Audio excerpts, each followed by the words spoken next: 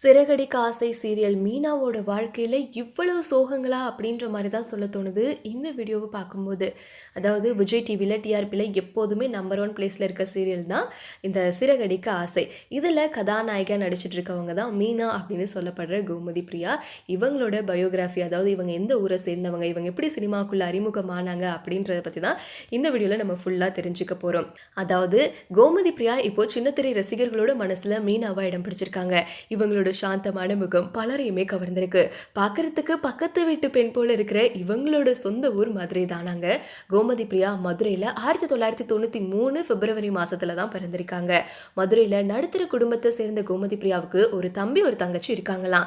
அம்மா, அப்பா, தம்பி, தங்கச்சியோட சாதாரணமான குடும்பத்தில் வளர்ந்து வந்த கோமதி பிரியா ஸ்கூல் படிக்கும் போதே நல்லா படிப்பாங்களாம். அப்போ இருந்தே தான் சுதந்திரமா இருக்கணும், யாரையும் நம்பி இருக்கக்கூடாது அப்படின்னு நினைச்சு தான் படிப்புக்கு தேவையான பணத்தை சின்ன சின்ன வேலைகள் பார்த்து சம்பாதிச்சிருக்காங்க.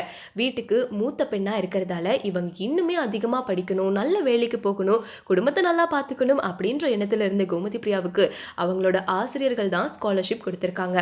அந்த ஸ்காலர்ஷிப்பில் ஸ்கூல் படித்து முடிச்ச கோமதி பிரியா நல்ல மார்க் வாங்கியிருந்தாங்களாம்.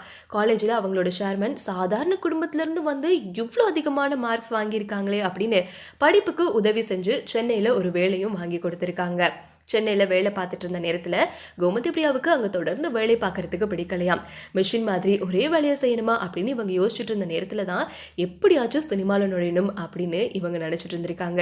அந்த நேரத்தில் சின்ன சின்ன மாடலிங் வாய்ப்புலாம் கிடைச்சிருக்கு.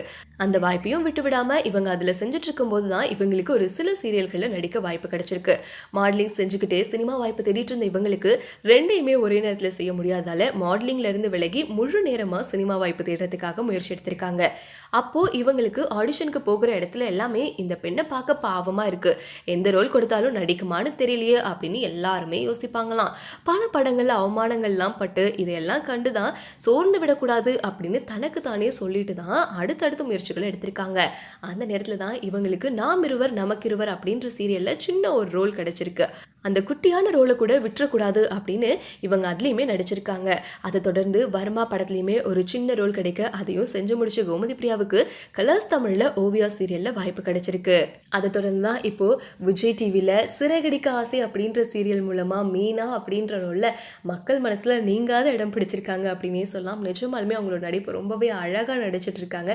இவங்களுக்குன்னு இப்போ தனி செட் ஆஃப் ஆடியன்ஸ் வந்துட்டாங்க அப்படின்னு தான் சொல்லணும். சரி, ஓகே, நீங்கள் சிறகடிக்க ஆசை சீரியல் பார்க்குறீங்களா? அதில் 3 மருமகளில் உங்களோட ஃபேவரட்டான மருமகள் யார் அப்படிங்கிறத கமெண்ட்டில் சொல்லுங்கள்.